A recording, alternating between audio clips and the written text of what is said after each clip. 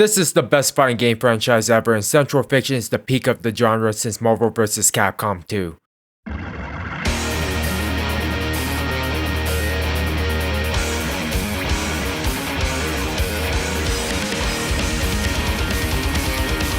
There, I got it out the way. What's not to love about Blazblue? It has every character trope you can think of. A diverse cast that range from edgy loudmouths, gothic lolitas, magical girls, actual gods, each with very unique fighting styles and gimmicks you'll hardly see anywhere else. A fair yet expressive system mechanic, an amazing soundtrack to listen to, and 3D stages that blends perfectly with the 2D sprites. And a story mode that you were warned to not touch. We'll get to that. So how did Blazblue come into existence? Guilty Gear, or rather the loss of Guilty Gear. Long story short, Arc System sold the rights to Guilty Gear off to Sega. They did nothing with it, so Arc System had to make something new. Tochi Michimori stepped up and pitched Blazblue. They wanted it to be like Guilty Gear, you know, with the air dashes and stuff, but distinct enough where even the little sister actually has her own identity instead of being her big sis shadow. So they made the game around sprites and assets that would last them a decade. Like seriously, looking at these models and backgrounds are just timeless. The Ruby characters are cleaner for sure, but when in action, you don't see the low pixels, you see effects and hear the meaty attacks. What also differentiated from Guilty Gear is the accessibility. As in, it's easier to get into because it's easier to play.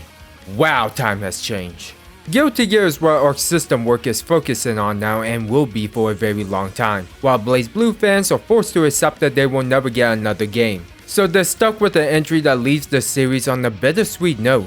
I'm not talking about Cross Tag Battle. Central Fiction is Mori's magnum opus. The amount of love that was put into the franchise is unmatched compared to any other fighting games. Yeah, I grew up playing Street Fighter and Tekken, but what really ignited my fighting game spirit was Super Smash Bros. Brawl. The most anti-competitive game ever. It was high school and I was playing on my Nintendo 3DS with some friends during gym class. The teacher was upset because we weren't doing anything, and they gave us an offer to play on the Nintendo Wii so we can actually do something. The next day, we pissed the teacher off because we brought in Brawl and played that. The whole room was watching 4 idiots whacking each other in game. My whole world has changed since then. I play Smash like a casual dumbass. I didn't know what tilts were until I learned that they were tournaments for a game I didn't know that could be competitive. Turning off items was such a foreign concept to me. Of course I got my ass whooped because someone actually knew how to play the game, but I swore that once Smash 4 came out, I'll show everyone. I ended up being the best out of everyone I knew and even played in a few tournaments.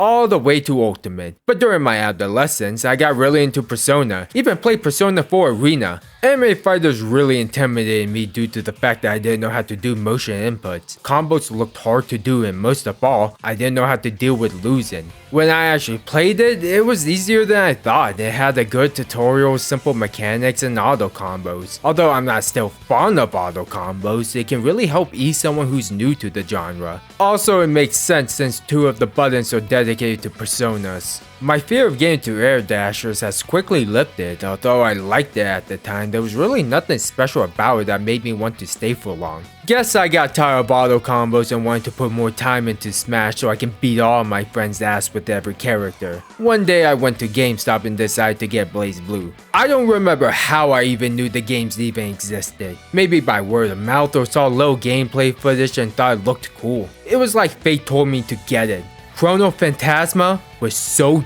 different from anything I have ever played in my life. I had to figure out what it was about. First, that roster was pretty big and had the coolest character designs. At this point, I haven't seen what Guilty Gear is, but the sentence is going to end here because my bias is already kicking in. Calling Blazblue characters cooler than the Guilty Gear cast is a death sentence. How you present your roster is very important. Are they cool, sexy, gonna rip you in half if you look at them funny? What's the story behind this character? These two are actually the same person. The Persona Arena cast are just a bunch of high schoolers and graduates. Not something I truthfully want to play in a fighting game. By the way, I'll be doing comparisons. I'll try to keep it as minimal as possible, but this is about me praising the living shell of Blazblue and why it's better than any fighting game ever.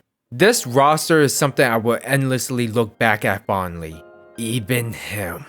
My last video is where I compared the Blazblue cast to Smash characters. Even though I made it for shits and giggles, I stand on the fact that a character should be able to be flexible and have some sort of identity that goes beyond the system mechanics, and to an extent what the game itself doesn't even expect. Ragna's hilarious infernal divider loops to Taker's wacky magnets. I like gimmicks and chores as long as it's rewarding. Bang has to keep track of how many nails he's using during battle. If he runs out, winning isn't impossible, but his option starts to wane. Not only does it mean no more projectiles, but no more crazy mix-ups from the air. So the question is, why does he have resources and unable to do it for free? First, I don't play every character, so I can't accurately speak for whoever I'm talking about. Not even for the only 3 characters I play or the 2 I was learning. Second, the simple answer is balance. The complex answer is to not be brain dead. Grimnir from Granblue Fantasy Versus has a similar mechanic as Bang. Place down his nails thing and watch him zoom. But the thing is, there ain't really much to him or the game itself.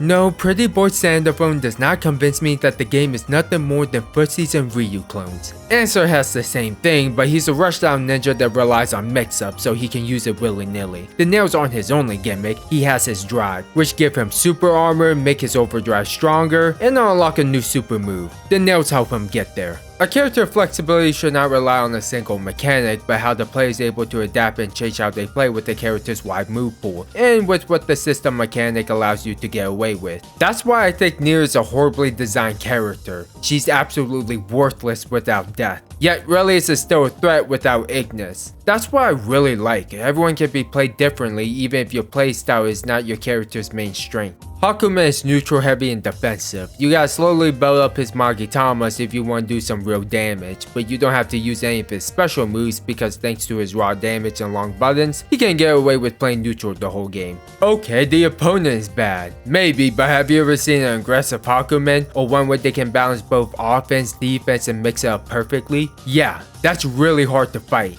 But I'm honored that I get to lose to the harmony of both the player and the character. Working with the slow character who's made weaknesses matchup knowledge and finding ways to transcend what they're capable of. But other fighting games already do that, so what makes Blazblue so unique? Drives, a DNA structure that builds the identity of a character. Ragna D attacks aren't just extra moves, they steal life. He has the lowest health pool in the game, rushing down is his main game plan, giving little space for them to breathe. Not all drives are attacks, Izanami changes modes and that changes the properties of her moves. Rachel has her winds that moves everything on screen. Other fighting games uses the dedicated button for a system mechanic like Under Night's Tug of War or Melty Blood Shield. Then there's Guilty Gear that has a boring kick button. No, specials do not count. Yes, I know it does, but it feels like kicks are just there. I want Ramathal kick strings back. What I'm trying to say here is that this is the best button I have ever used in any game ever, bringing out the unique power of a character and their latent potential. But not all drives are memorable. Hibiki shoots clones, Makoto charges her punches, and Mai just throws a fucking spear that no one randomly get hit by. So they must be bad. Hell no.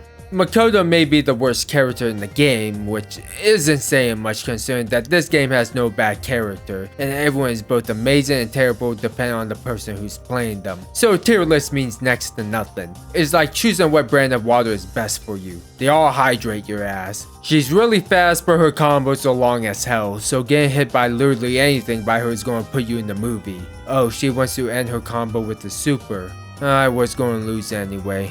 I like Mai, I love jerking off to her, but I hate how she plays. She's not only an auto combo character, she's not only the easiest character, like too easy for Blazblue standard, she's too bland and gets rewarded for it. Spam if I see is just the way to go, but the most interesting part about her is that there's a lot going for her despite her being so easy. You can switch up her buttons and it will give her different moves. She has a tipper mechanic that I don't fully understand myself. Her dash can be used in creative ways besides being the combo ender, and her backflip can just be a spear dive, but if you delay it, it will be enhanced, almost like what Dante from MVCI can do, except for that one's way cooler. Mai is simple, but not basic, so maybe calling her bland is incorrect. Drive makes up the core of a character, but not their entire identity. Overdrive really pushes that. Now suddenly you have to slightly adjust to how you've been playing your character for a 6-second power trip. It's only recently that I learned that Ragna can jump cancel out Gauntlet Hades while in that state. A whole new combo route just opened up for me. How you decide to use your overdrive is what's important. Using it raw lasts the longest. Makes sense you want to use it like that. Become oppressive and finally try that full combo you've been dying to use. Problem with it is that people will play very defensively or land one good hit on you and it's gone. I still don't know how to block Taukaka's doppelganger. That's why it's mostly used to end the combo or find a gap in the opponent's pressure. It's not just for damage or even counters, it's also give you a boost that will change the outcome of a round. A little bar can go a long way. Hell, Hazama steals life just by standing next to you. I personally hate comeback mechanics. I understand that it's there to prevent the losing player from giving up entirely, but if you need to lose to unlock more features or a character's hidden potential, then you're just punishing the winning player who won't be able to benefit from those extra options. I have the lead and now you want to steal that away from me? What the hell is the point? That's why I hate Rage Art, Lucario's Aura, and League of Legends bounty system. Fuck me in the ass for actually playing the game. The lower your health is, the longer you can stay in overdrive. Sounds a little bit like a comeback mechanic, but the thing is, it's fun to lose. More time in the power up state, and it's fair because the reality is that you only get to use it to finish a combo or land one full one. No one ever said you only won because you were given an extra second. Listen bud, you can use it to start the round, live long enough and you get it back in the same one. Just don't ask me what active flow is, it's just there and it's nice to have. You can also spend your overdrive to burst, you'll lose your power up, but to stop the opponent's momentum is almost worth it. Defense is one of the most important and the easiest aspect to mess up in any game really. If it's too weak, it's forgotten. You either DP, super, or simply block. How can you not adopt an aggressive focused playstyle if it's the most optimal way to play? Make it too good and it becomes a boring footsie game. At that point you should just go play some Dark Souls PvP. Blazblue defensive mechanics are perfect. The perfect mixture of aggression and defense. The basic DP and supers are there, but blocking has a spin. This instant block, which many games already have, but let's be real, although it's needed to fight certain characters, it's best to not actually go for it in a chaotic anime fighter. Counter assault is push block, which is a decent get off me option, but your meter could be better used for something else, like rapid cancel. It ain't no Roman cancel, but it's still good especially if you have a DP. As long as you can land any type of hit, it's always your turn. No restriction. Almost like burial block. It's not just a pretty bar, it can block most unblockables and guard pressures. If you ever get anti-air and said, I held back, I believe you, but you didn't use barrier. The exclamation mark isn't there to tell you what you got hit by, it's there to tell you why you got hit. So why the extra layer to defense? It's so matches don't get stale. Too many games focus on trying to lean towards more offense-based playstyles. It's more fun for the players to interact and the audience to watch. Look at the transition of Tekken 7 to 8.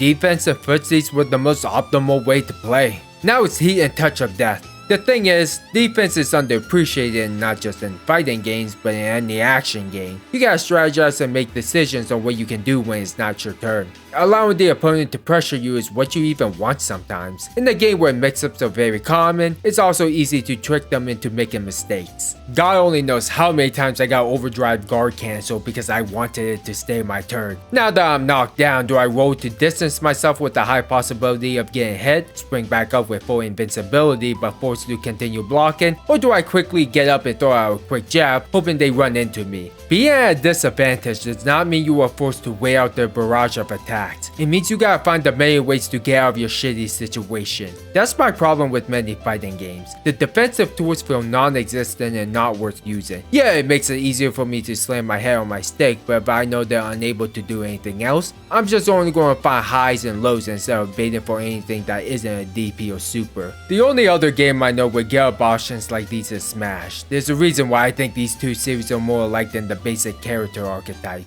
With this many mechanics and how each character plays so differently that you need a college course to understand how they work, it's no secret that BlazBlue is one of the hardest fighting games out there. That's something no veteran player will ever sugarcoat. If they ever tell you that it's not that hard, they've been eating pubic hair as long as they have been playing. Yeah, we're talking about the FGC's favorite topic, difficulty in fighting games. BlazBlue didn't always start out this hard. It was purposely made easier than Guilty Gear, 1 less button than Guilty Gear and 2 less than Street Fighter. Back in Calamity Trigger, characters were clearly not balanced at all. Arakune gets a free curse, Kara has an infinite, and there was New 13 who terrorized the game so bad that you didn't need to know how to play the game all like that to destroy with her. So with each iteration, the game becomes more and more complex. Is it because more system mechanics, characters were given more depth and higher execution? Want you to understand the game and be one with your character where it doesn't matter whether you win or lose, you can leave knowing that you can always try something new in training mode and figure out new ways to handle certain situations and feel fulfilled that you managed to put hours of practice into practical use? The answer is yes.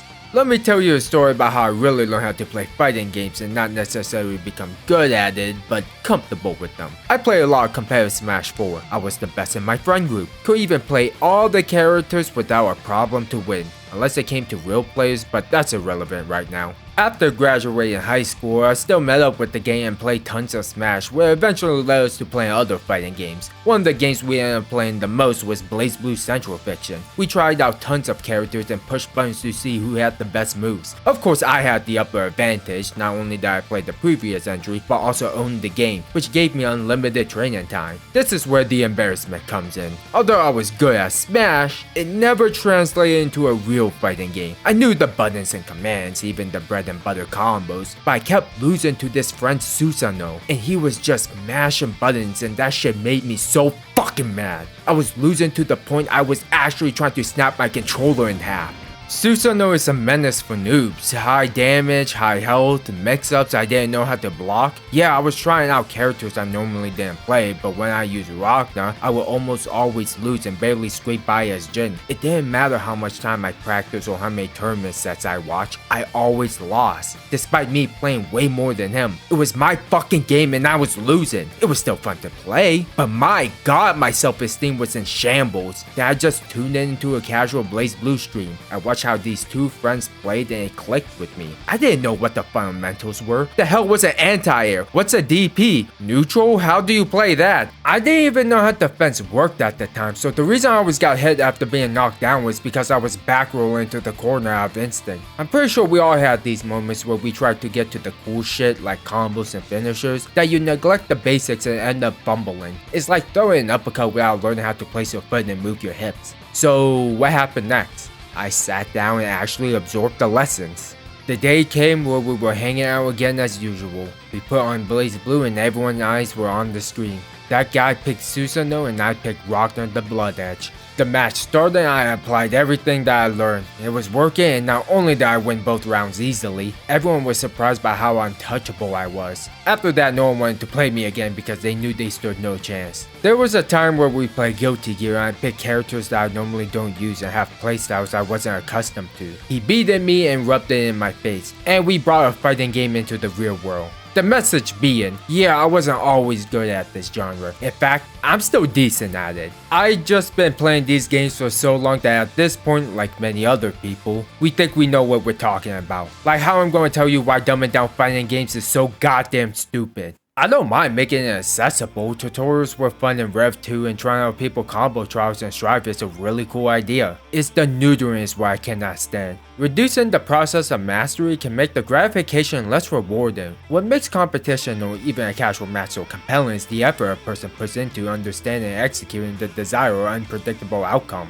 Look at Xrd. I barely put any hours into the game, but I do know how complex every character is. Even Kai Kisuke, being as vanilla as he is, he has a projectile enhancer which gives him more pressure tools and a way to get in. Added on yellow or C would just cancel any animation and allows bullshit to happen. Doing combos in Xrd compared to Strive is obviously more challenging. Hits feel light, so it requires tons of conditioning and setup to get those combos in. And that's just Kai. I can't imagine what more skilled characters are like. I tried out Johnny and was like, he has a stance and tosses coins. How the hell do I pull this off? As someone who put tons of hours into Strive, Xrd looks, feels, and plays better. Not saying Strive is bad, it's good once in a while, but the amount of effort that has to be put into playing a high skill ceiling game in not only a professional way but make it enjoyable to watch is really impressive and respectable. As much as I despise Arakune, I gotta give it to the guy who sold their soul to terrorize players and make sure they don't have fun.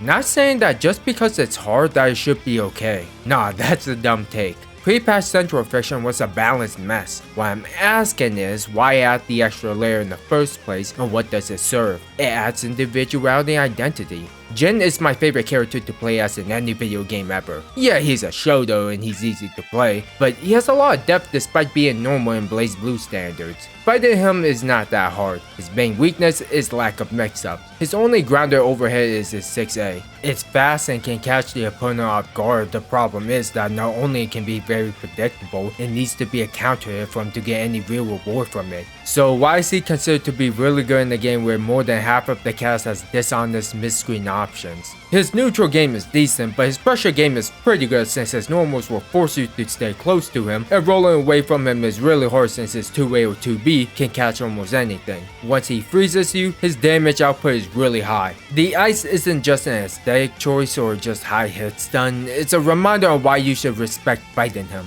Landing one freeze can go a long way. Most of his freeze attack cost meter, and I used to use it willy-nilly because it was free damage, but that left me with very little resources in games I could have won. After playing Gen players better than me, I tried to incorporate their playstyle into my own and not only get better results, but a new way to play the character I've been maining since I picked up this series. Yeah, he's easy to play, but hard as hell to master, just like everyone else. Let me ask you this, if everyone plays the same, were they really your character to begin with? That question doesn't just apply to fighting games. I used to play a lot of Genshin Impact, until I realized how I play Keqing wasn't any different from other players. That's why I like high execution and even motion inputs that frustrates me if I mess them up, because not only is tied to the identity of the archetype and character, but how it resonates to the player. Yes, it's hard at first, but that's why we develop muscle memory. Again, if you're gonna make something complex or extra, what is the purpose? That's why I'm glad Smash got rid of L canceling. Suck Melee's dick all you want. Future games prove that mechanic was the main cause of arthritis. When it comes to Smash, character depth is more valuable than system mechanics. That's why over time, characters start to have gimmicks and extra steps that defines them. If it weren't for those, then you'll have nearly everyone being the same, which isn't a healthy or creative progression for Smash. Strive made more sales at the cost of its identity.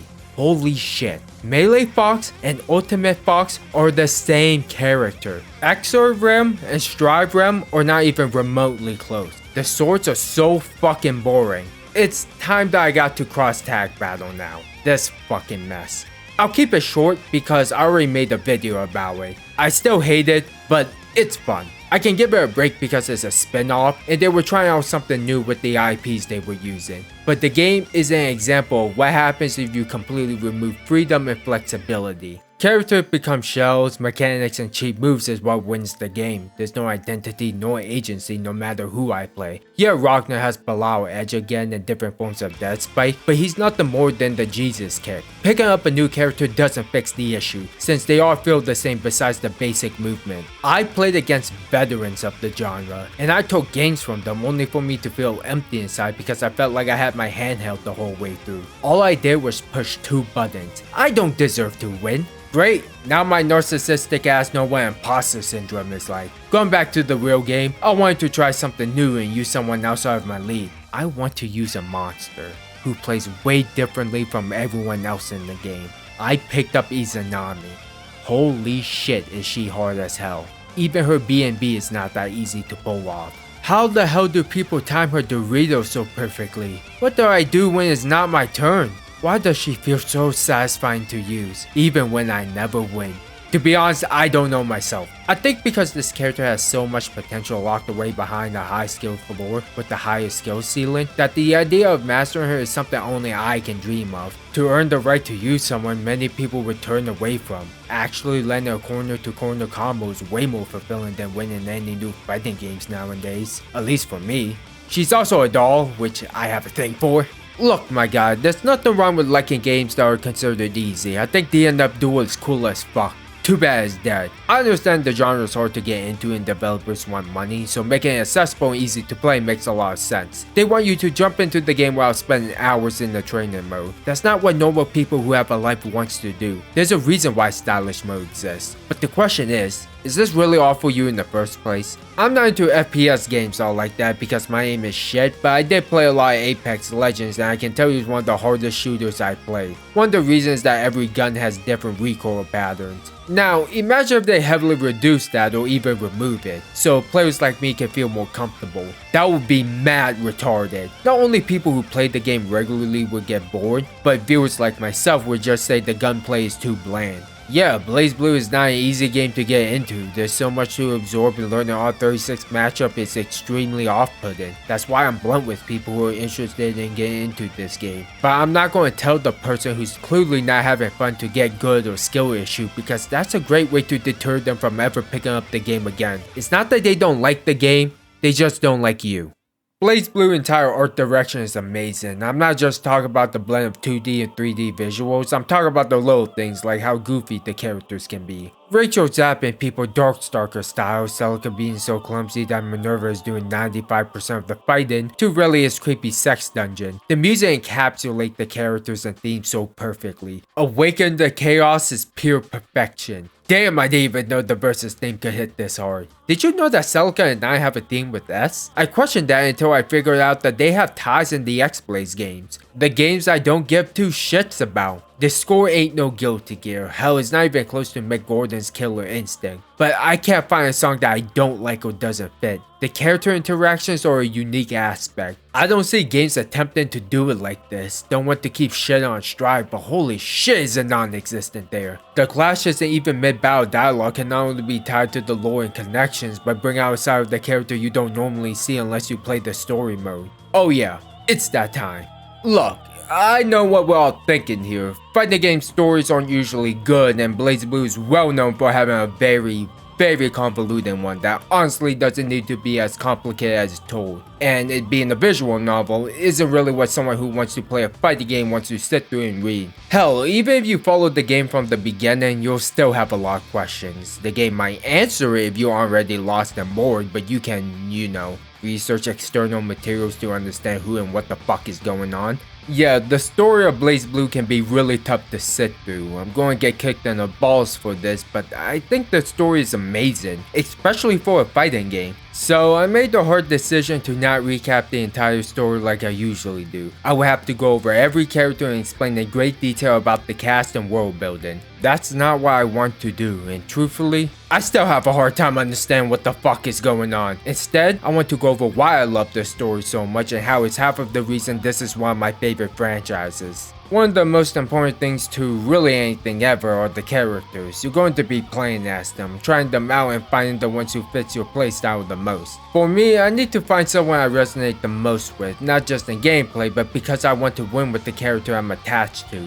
Think of your favorite Smash character. You might not like how they play, but they came from a game that you love, so you'll stick with them regardless how good or bad they are. Character loyalty is such a stressful but fulfilling relationship, so when it comes to an original fighting game, it's going to be hard to get attached to someone you don't know well. And listen, I understand all you need is gameplay and a nice character to look at to make you like them. I'm not above that. How you think I got into Guilty Gear? It's all thanks to Elfo Valentine. Not only she has a brain dead Unga Boonga playstyle that really speaks to me spamming 5HS, but she's fucking cute and hot. Like, come on, I'm a guy who likes eye candy. When I tried her out in Strive, she has the looks.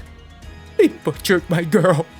To me, fighting game characters are mostly shallow. They usually have a one-track mind or nothing more than their tropes. Not that there's anything wrong with that, especially for a genre that relies heavily on hooking as many players in. Hell, even Blazblue cast is like that. But how Blazblue turned it on its head is by allowing us to follow them from start to finish in an overarching narrative in the span of 4 games. Explaining the lore to people is both confusing and mind expanding. Like, I'm not kidding, I remember explaining it to a friend, and as I was doing it, I had to pause multiple times because I was somehow figuring out a convoluted puzzle as I was making things up as I went.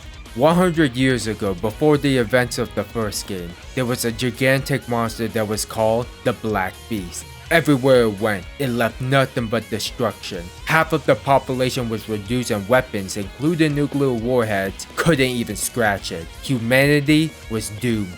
but an unsung hero named Blood Edge managed to quell the beast for a year. In that time, humanity created Ars Magus that allows the ability to absorb Seether, which was what the Black Beast is made out of. The 6 heroes formed and defeated the monster, but only 2 of them made out of the battle alive. No one knows where the other 4 are. Humanity moved on and started to rebuild with Ars Magus being part of their normal lives now. But that doesn't mean it's all fine and dandy, because the Norvis Orbis Liberium, which are basically the best and only military in the world, has a monopoly on Ars Magus and Grimoires, which basically means everyone has to live in authoritarian dictatorship. In the year 2199, Ragna the Blooded sets out to destroy cauldrons because they make robot girls that look exactly like his sister, and find Yuki Terumi so he can kill him because he basically ruined his life, while 10 other characters cross paths with him just so they can do their own thing.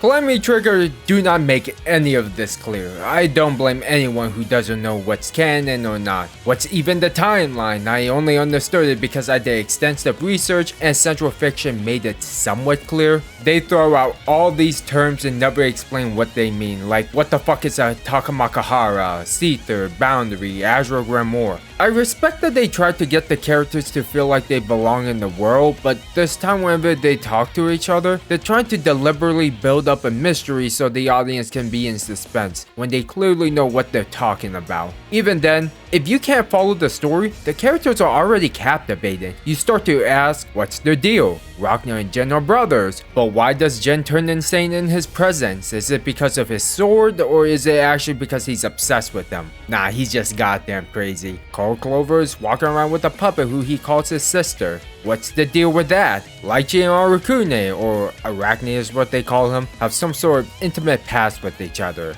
I heard women like those type of romances. The characters are enjoyable. There's a game mode called Teach Me Miss Lychee, where the characters actually explain the world and what terms actually mean, and they do it in such an enjoyable way. Seriously, this mode really helped me out in Chrono Phantasma. Not only they explain the lore and world building, but they introduced me to the characters. This is how you make learning fun, by making it fun. Did you know the heat gauge is actually the character used in Ars Magus to absorb the Seether? That explains why Terumi drive ability gives him lots of heat. He's basically made out of the stuff. The localization is amazing, with the exception of Continuum Shift Extend. That was rushed. The dialogue and voice acting is just A+. The game is completely transparent and aware of what it is, using a lot of profanity, saying things you rarely hear in other games, calling out how the character dresses like skanks. Ass, titties, I'm all for it. After Calamity Trigger, they start work on the next installment, Continuum Shift, and raise the bar. We get to follow where the characters go next and see different sides of them along with some new fighters. The arts start to open up about the insecurities and hardships they had to go through. I genuinely felt bad for Carl. He's just a kid who wants to turn his sister back to normal after his shitty father turned her and his mother into puppets. My favorite moment has to be when Hakumen is speaking to Tsubaki about how a girl just like her died and it always weighed on his shoulders. Hakumen is Jin from another timeline. Although he threw away his identity as Jin and became a stoic samurai, he always had feeling towards the girl he grew up with. One of the 6 heroes that defeated the Black Beast, the White Boy, Cold Steel, the just sword that would cleanse the world in the fire of destruction, will let down his guard around the woman he wished could be by his side again.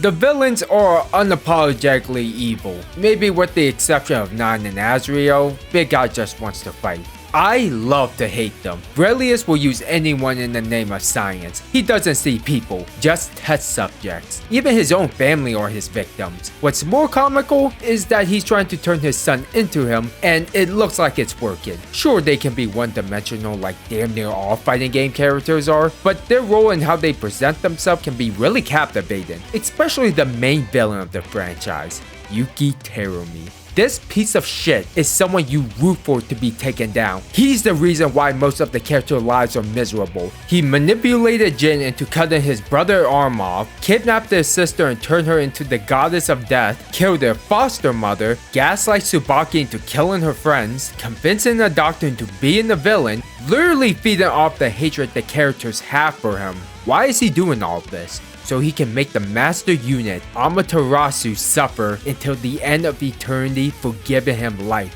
The whole Hazama and Terumi thing can be confusing because they're the same person, but not really.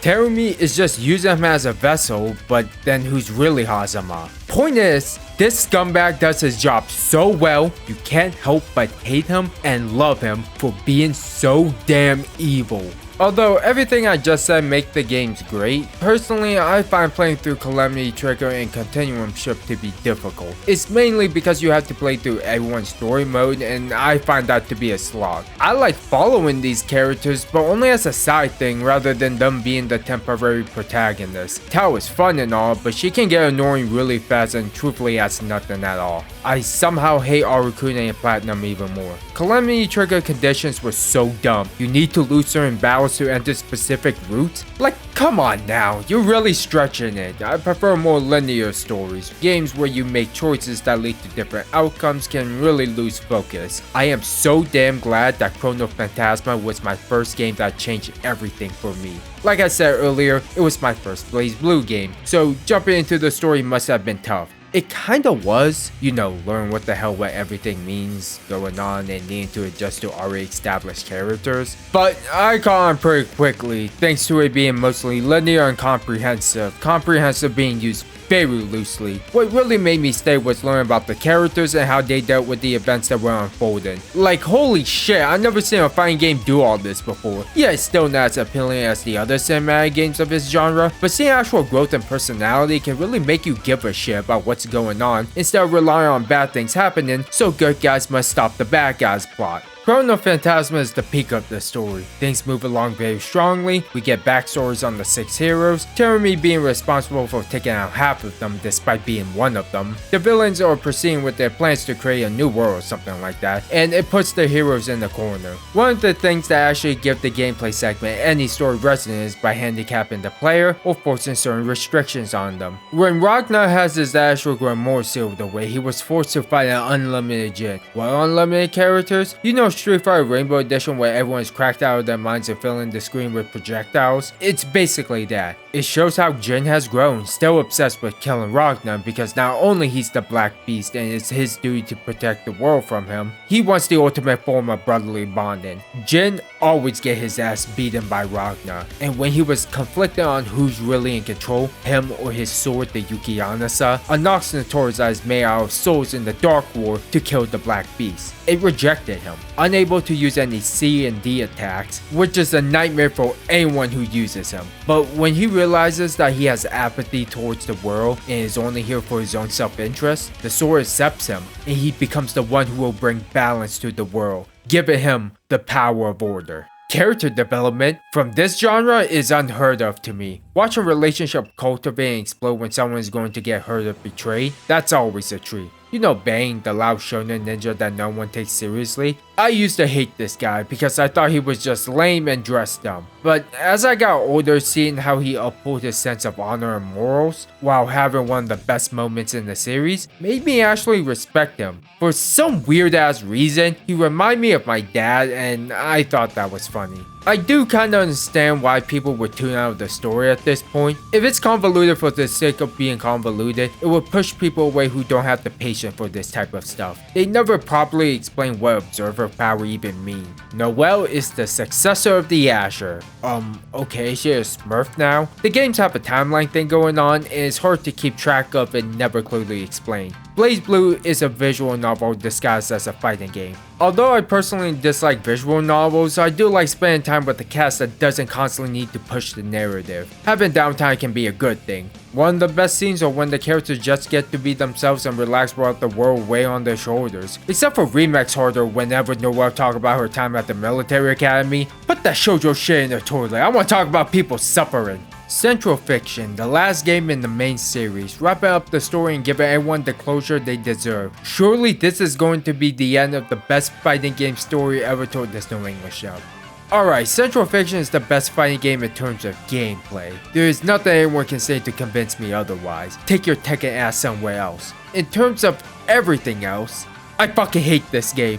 The jump between Chrono Phantasma and Central Fiction isn't that big, so there really isn't new content beside the basic like characters and things you expect. The removal of it is what gets to me. There's no unlimited characters. The highlights are there in unlimited Ragna, Nane, and Nami are in the game, but they aren't playable. Let's say you're with a friend who's playing Blazblue with you for the first time, and they want to have fun, but you know kicking his ass would discourage him. So he uses unlimited mode, so he can get hooked onto the game and have a smile on his face. Even though he doesn't know what he's doing, he feels like he's doing something.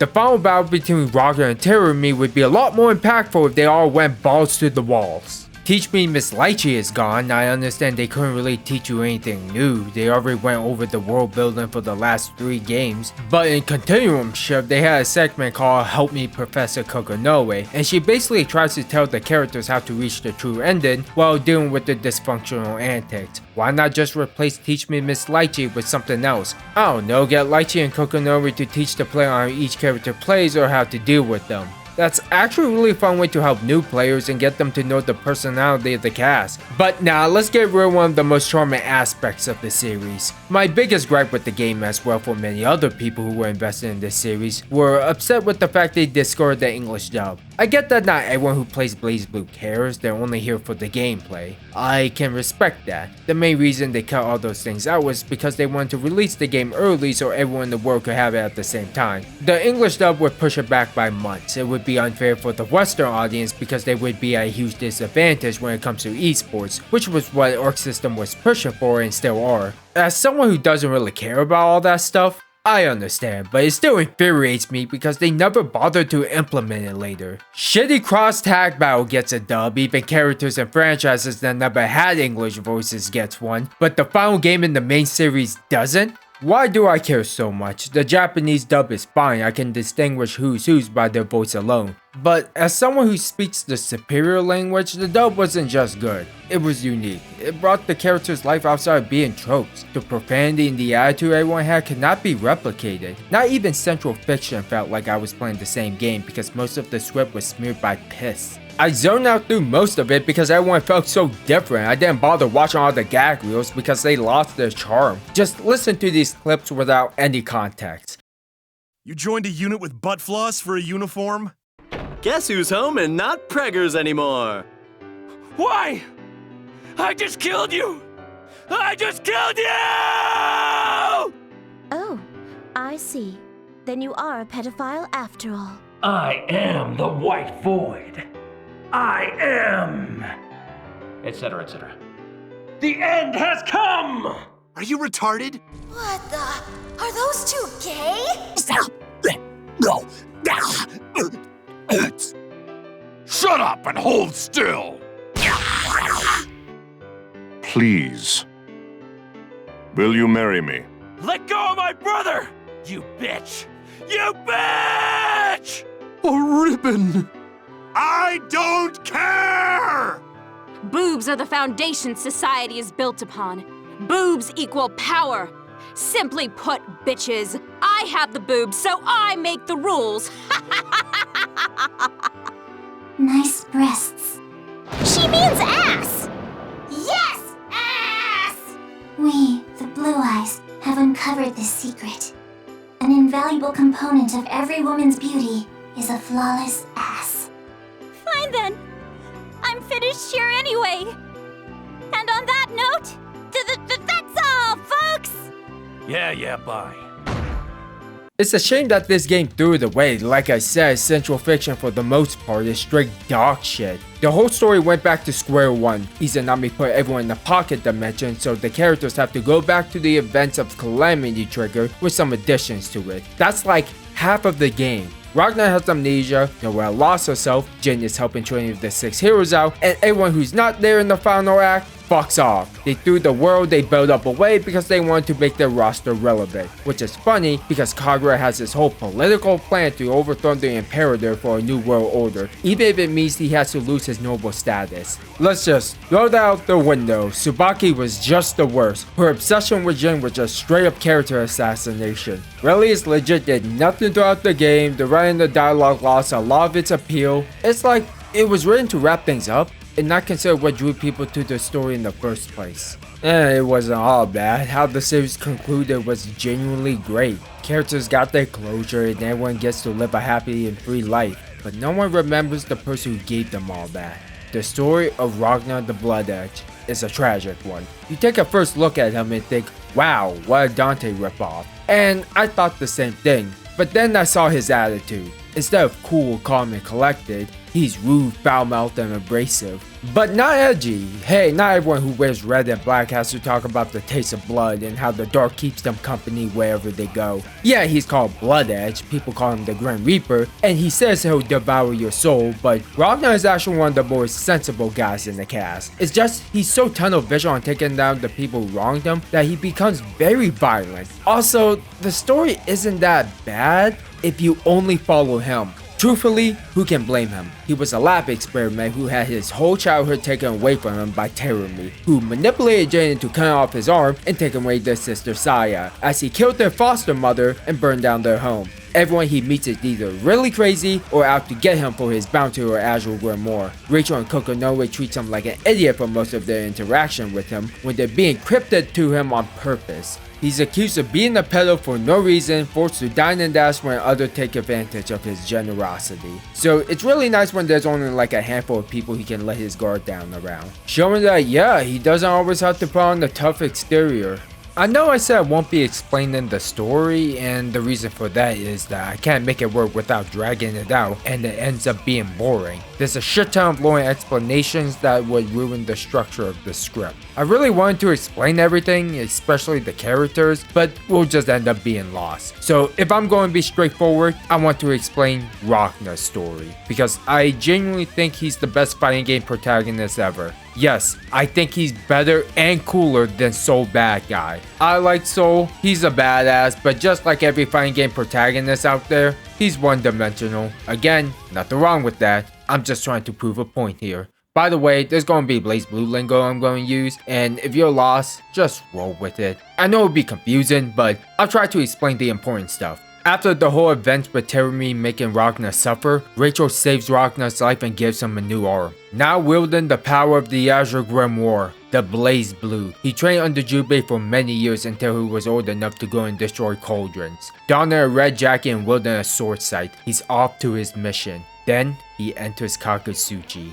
Oh yeah, I'm going over the main timeline and I'll talk about how Ragna and Nu 13 are basically the Black Beast. So she stabs the both of them so they fall into the cauldron and be sent back 100 years while Jin jumps in after him, only to get lost in the boundary and fuse his soul into the Susanoo unit and becomes Hakumen. Ragna goes into the NOL facility and Jin, the hero of Ikaruga, and the younger brother Ragna is there waiting for him. Their first encounter after a decade and they cross blades. Ragna beats his ass and makes his way into the death. Noelle, an adopted girl with an unknown past, works for the NOL, makes her way into the cauldron and is face to face with a girl who looks exactly like her, Nu 13. Her mind becomes that of a machine due to her being a prime field device, cyborgs that are meant to explore the boundary. She was losing the fight and Nu was about to land the finishing blow, and then Ragna steps in and saves her. He's overwhelmed by her swords and gets stabbed. They both fall into the cauldron, and then memories start flooding into Noelle. She doesn't know why, but it feels like she knows and cherishes him. As Ragna and Nu falls in, Noelle grabs and saves Ragna. As she did that, she stared into the boundary and becomes the successor of the Azure, which means she has the power to observe things into reality. And that's part of Terumi's plan, which means he gets her to look at him so his soul can exist. Unable to do anything about all of that, Ragna is dead set on taking down Terumi. He drives Noelle away by being a jerk to her. Yeah, most protagonists are all about discipline and power friendship. Not Ragna, he argues with damn near everyone. His relationship with Rachel is very verbally hostile, even physically abusive at times. Well, I mean, I just figured since there's no one around. No one around? My god, what sort of hideous deviant are you? Please, keep your fantasies in that rotting mass you seem to believe is ahead.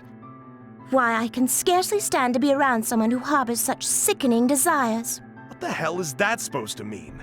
The second I let you get a word in, you immediately start in with abuse. I want to say they're like an old married couple, and I do see them as that, but saying all that out loud doesn't sound very wholesome. She tells him that he can't defeat Terumi in his state right now. It's not just her who tells him that. Kokonoe and Jin also warns him. But Ragnar clearly doesn't listen because fuck reason. He's face to face with Hazama or Terumi, whatever body he's inhabited, and Ragna activates Blazblue. But here's the thing. The Azure Grimoire is the prototype, while Terumi has the new and improved model. Why?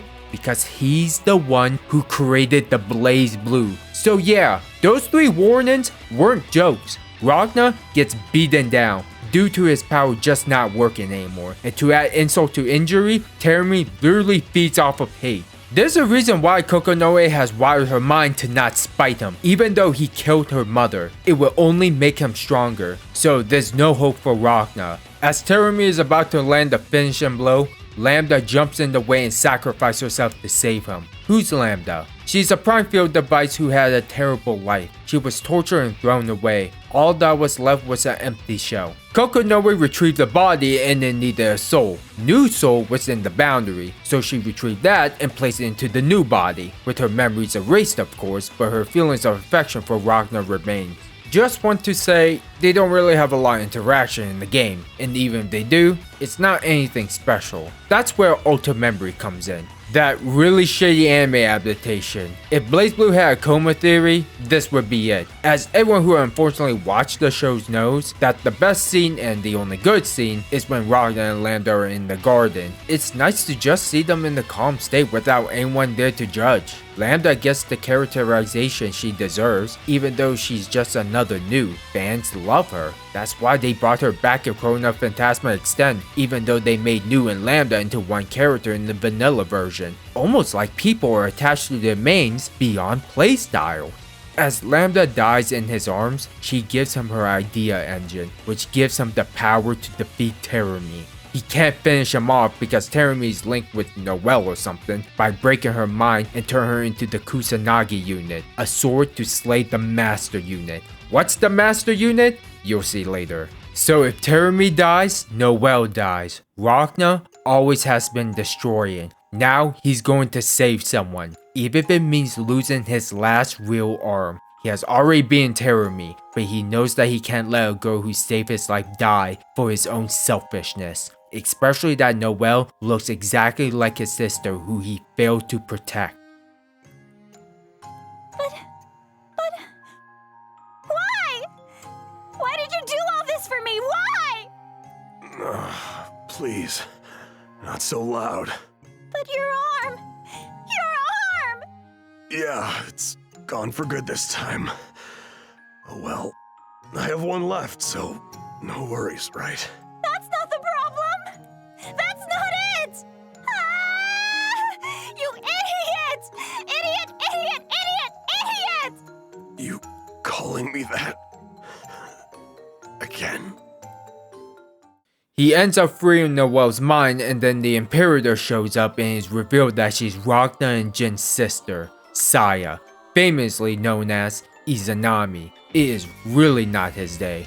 Kokonoe picks him up and now makes his way to Okariga to take down the bad guys. And he certainly does run into them, but doesn't know how to take them down and gets hurt in the process. There's this whole situation with Kushinada's linchpin, but I'm not going into that. Ragna is wounded and confused. He collapses and awakens to a kind soul healing his wounds. The girl is named Celica, who was originally around during the Dark War, but Kokonoe uses some convenient magic relic or some bullshit to bring her into the present time. Why? Because she's the Chrono Phantasma, which means she can dispel Seether. Ragna's right arm is made of Seether. Now, he's unable to use it when she's around. He keeps his distance from her, and that only makes him more upset. This is the lowest we've seen him so far. He's lost and confused, to the point that he takes his anger out on people and gets forceful with Noelle, who's concerned for him. And then Kagura the Black Knight shows up and beats Ragna and knocks him out. Now he's behind bars and everyone talks to him like he's a wild animal. Everyone but Celica, who genuinely thinks he's a good guy. So Kokonoe may bluff saying that she has to stay by his side. If not, the bottom of his arm goes off. The guy has been relying too much on the Azure Grimoire and it will overtake his body. Talk about an invisible leash. Rachel continues mocking Ragna and tells everyone a story about the hero and the beast. Once upon a time, there was a young maiden who was in prison. She was handed a book that had a beginning and end, but the middle pages were all torn down. So she begins to start filling the missing pages. But no matter how much she changes the story, the end will always be the same. The hero will eventually kill the beast, and that's the end. The twist is, the young maiden was the beast. No matter how much she cries out and rewrote the story, the hero will always kill the beast. For that is the fate of the story. After hearing that story, Ragnar's attitude changes. He slowly becomes more sensible and starts to ask himself what he's fighting for. He realizes that he can't do everything alone and starts working with Kagura and Kokonoe to take down the bad guys. Not before squaring things off with Jin, only to lose to him because Ragnar's powers are sealed away. I gotta say, it's really hard to explain the development and likability of a cast if you really haven't experienced them firsthand. Like, I can sit here and talk about how Cloud is not an emo kid who cuts himself and his personality disorder is due to extreme trauma, but unless you go out of your way to play the source material itself, you're always going to think he's a doom and gloom guy. I was one of those people. No thanks to Advent Children, that movie can burn in hell. So once I saw edgy boy Ragnar the Blood Edge grow into a caring guy who wants to protect the people he loves, that's when the story really hooked me in. He always fought out of revenge and hate, like it's his prime instinct, doubting himself and saying that he's weak for relying on the power that's not his. So when Celica wants Ragnar to fight for something, she suggests that he fights for her. So he ends up fighting Azrael, who is the strongest character in the universe and is too dangerous to be left alone. With Ragnar's power sealed away, he stands no chance, battling in the thoughts whether he should use the Azure Grimoire or not. Ultimately, he refuses to activate it. Don't worry, Kagura and Kokonoe defeats him. Through some weird shit, I stopped trying to puzzle things together. Ragnar was sent 100 years into the past by Rachel to seal away the Black Beast during the Dark War. Hey, remember I talked about the unsung hero named Blood Edge who stopped the beast? Yeah, that was Ragnar. I swear to you the game was not linear at all about this. The Celica of that time found him and nursed him back to health using her healing magic. So the Celica of the present time remembers Ragnar because her soul is a duplicate of the original. Who exactly is Celica? She is the foster mother who took in Ragnar, Jin, and Saya. She was older and the siblings didn't know her name, so they called her sister because she was a nun. Celica died due to Terumi being the worst piece of shit. She is a very adoring character that the series really did need. With its harsh language and aggressive tone, she is the soft warm light that bathes you in comfort. Ragnar has amnesia, which means he doesn't remember the trauma he endured, and it leads to him being very chill but still defensive whenever people are being ass towards him. He meets Jubei, 9, and Trinity and finds out that the Black Beast is made of Seether and they need to sacrifice Celica to activate a linchpin to dispel all the Seether in the world. 9 loves her sister too much to let her die.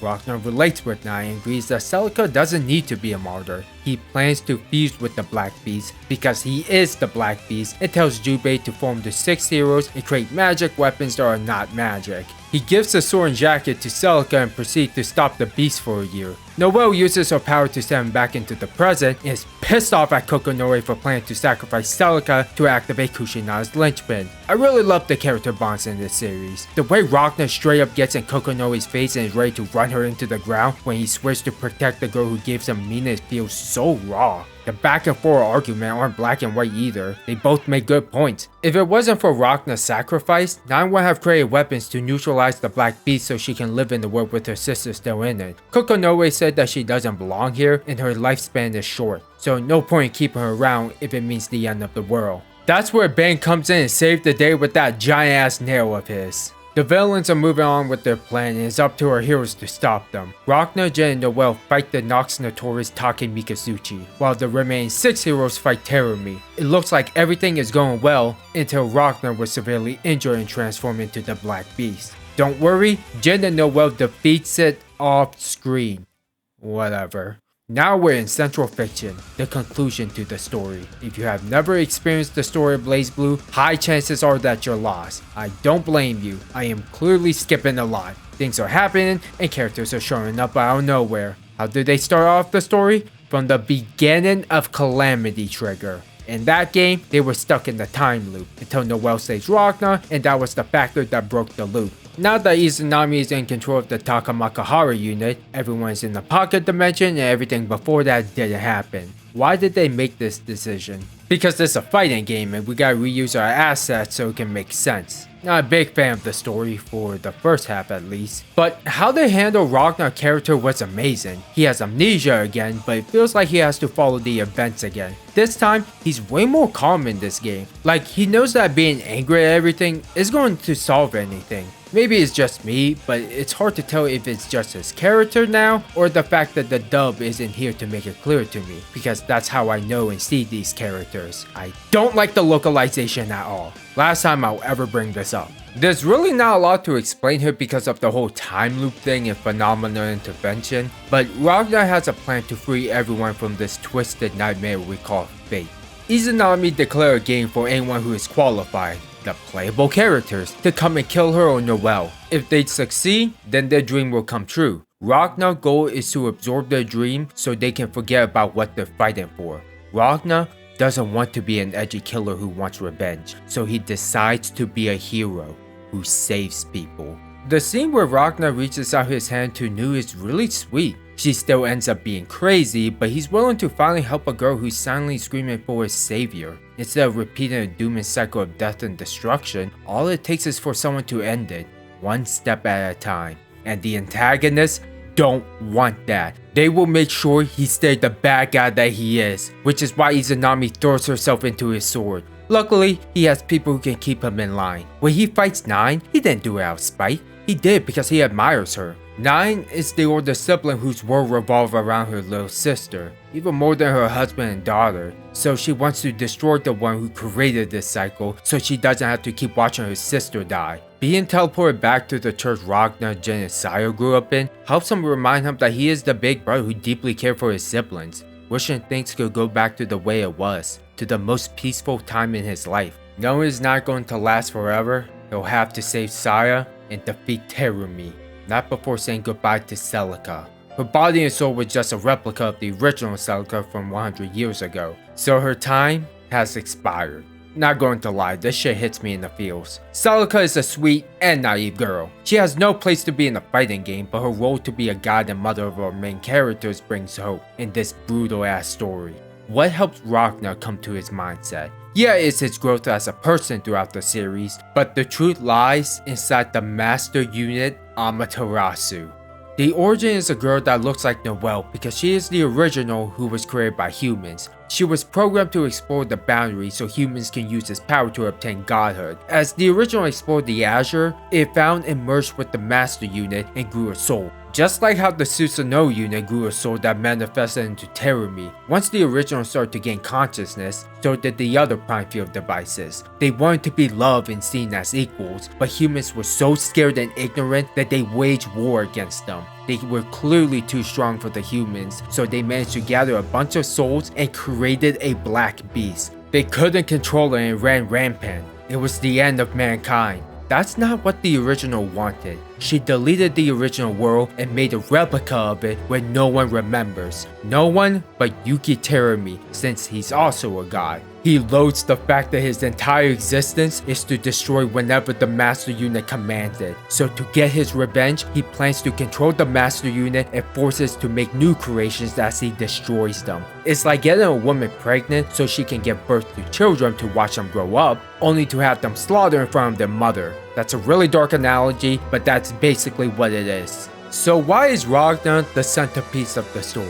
Remember when I talked about the hero slaying the beast, but it's actually the girl right in the book? The whole entire series is that story. The beast is the original, while Ragnar is the hero who would come and kill her. All the events, the time loop, the sadness and destruction was written by her to fill in the missing pages. Ragnar was supposed to be the hero who helps people, but Terumi influences changes him into an angry killer. That is why Ragnar dresses like an edgelord. It doesn't just look cool, it's supposed to sound off a medicine aura. But why him out of all people? Naruto received the power of Blood Edge in his world. He's not exactly in Ragnar's situation. I'm not sure I don't care enough to read the light novel. I'm trying to play a game here, or what little game there is. It's because Ragnar was created by the original. He is the story Blazblue revolves around. He is the one who will confront the original. He is the central fiction.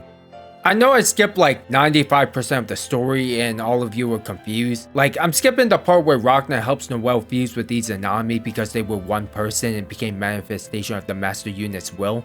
But again, this isn't exactly a story summary as much as it seems like it. We're only following the main character. Terumi launches a sneak attack on Hakumen and kills him, taking back what's rightfully his. He becomes the edgiest character in all of fighting games, Susanoo. He beats everyone down and kidnaps Noelle. It's so badass how they demonstrate his powers that we get to play as him and beat the shit out of S. Doomsday is here and everyone is turning to Seether. The last hope is Ragna and Jin with Trinity by them. Before he sets out to close this book, he wants to thank Rachel for everything. Rachel Alucard is a sassy brat who I love to death. It isn't just the gothic design that makes her appealing or the sophisticated attitude. She has always been by Ragna's side, even losing her observer power due to her constant interference with the world. She has always loved him, but doesn't know it. Even the gag reels with the spectacle of Era straight up says it. They have one of the best toxic chemistry I have ever seen. It's not very healthy, but the insults and bantering is their way of saying, I care about you, but good lord do you get on my nerves. Rachel has seen Ragna die hundreds of times, but what he's about to do is permanent. Enough with the yak, because they know they will never see each other again. そうそう、ウサギ。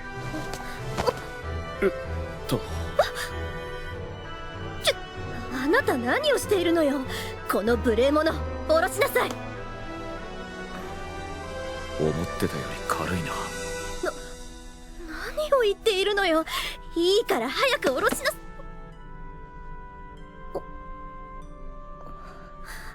レイチェル、今までありがとうな。ラグナ。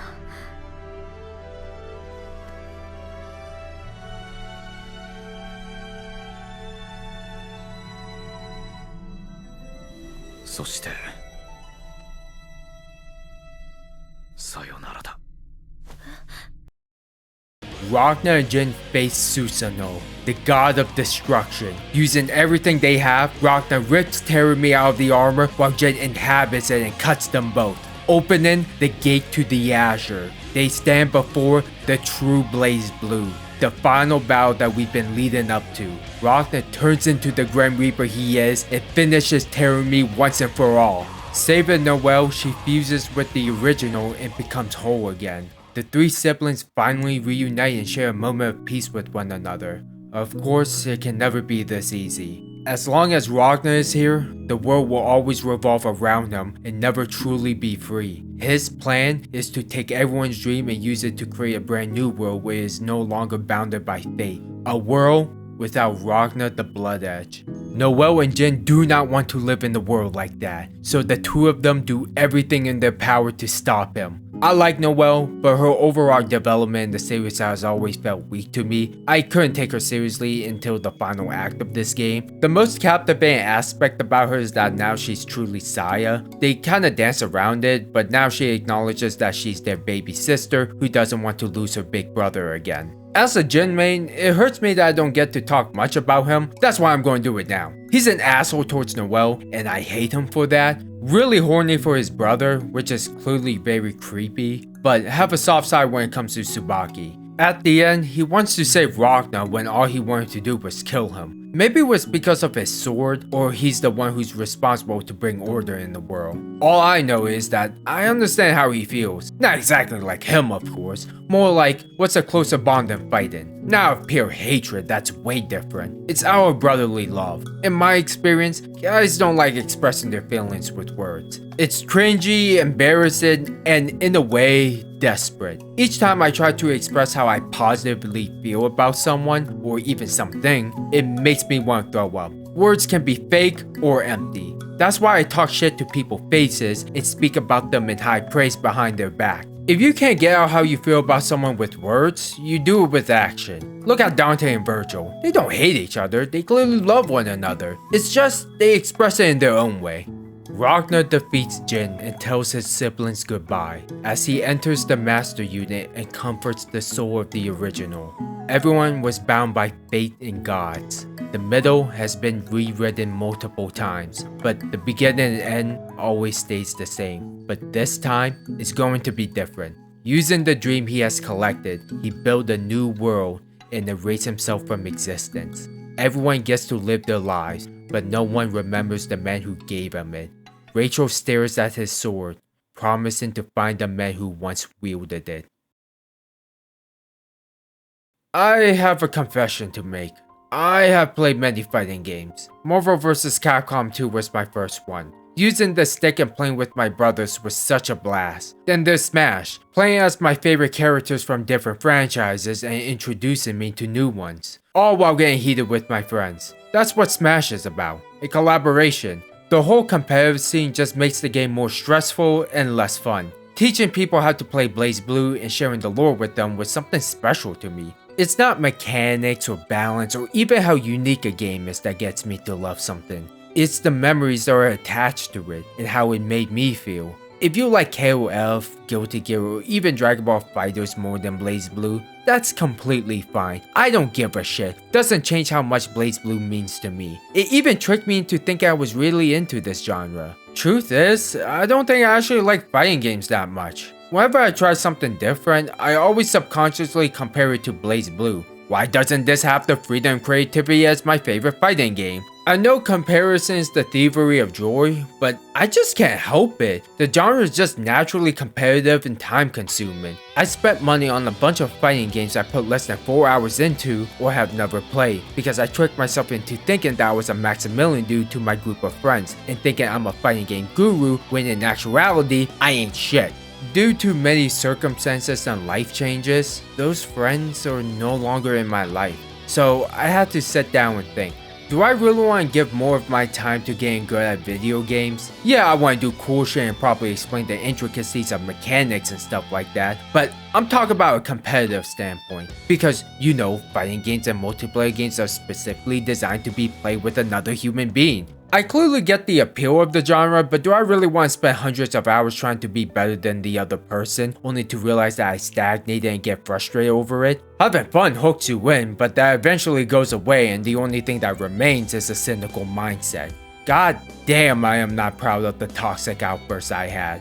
As I get older, my priority changes, and I grew some self-esteem where I don't give two shits whether I'm good at anything or not. But I wanted to prove myself something one last time. I've been playing a lot of Marvel Rivals. Yeah, it was fun, huge emphasis on was. Put about 500 hours into it, trying to reach Eternity rank because I wanted to peek at something at least once. There were good games and many bad ones. I made it to Celestial, D-ranked, and call it quits. As a guy who can get easily addicted to things, thank God I never got into drugs, the most dreadful part about it was that I was aware. I didn't want to play anymore, I wanted to do something else. Winning feels like nothing, losing is devastating. Me having some shiny badge in a video game is going to get me laid or get me a spot in an esport team. Motherfuckers out here starting families and getting college degrees, while I'm here feeling like a goddamn loser who's privileged enough to have enough time to play a game I clearly didn't like anymore.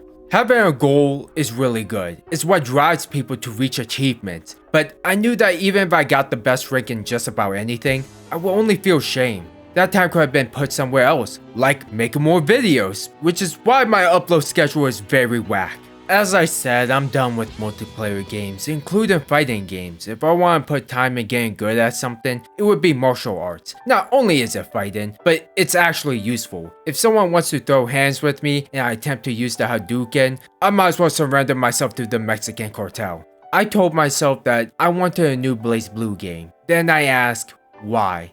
What would the next one do that Central Fiction can't? It has the best cast, complemented by a timeless art style and score. Most importantly, allowing the player to build an identity and express themselves in the craziest way possible. Cross-tag battle wears the skin, but lacks the soul. Which brings me to say, I'm tired of arguing and worrying. No, I don't give a fuck who gets into Smash anymore. I already have all the characters I ever wanted and more. Too many sword characters. It's not Melee. Shut the fuck up. You're clearly missing the point. Oh, a new BlazBlue game? They strived it, and there's 3 different season passes on characters that should have already been in the game. A guest character? I don't give a fuck. Not even for 2B. There's a reason why I want to play a standalone IP. And I get it. It's a business that tries to make games for a niche genre. It's evolving to be for everyone and not for me. And while I think it's a bad practice, I'm fine with not caring anymore. I've already accepted that I will never find a game that will challenge my creative expression like Blazblue did again. And I'm content with that. Whatever they do with the series now, I'll probably try it out. I'll definitely play the next Smash game, but the passion is gone. Even when I stop playing, I'll still watch tournaments to remind me why Blazblue is one of a kind. Seeing people love this series just as much as I do brings a smile to my face. Stories only mean something because it ends, and Blazblue is special because it ended. My love for the series will always be with me. No, seriously, I have a Blazblue tattoo which I kinda impulsively got on vacation, but it's cool so I don't mind that much. My channel started with fighting games, but now it's on to new chapters. For Blazblue, the wheel of fate has stopped turning. Till next time or something.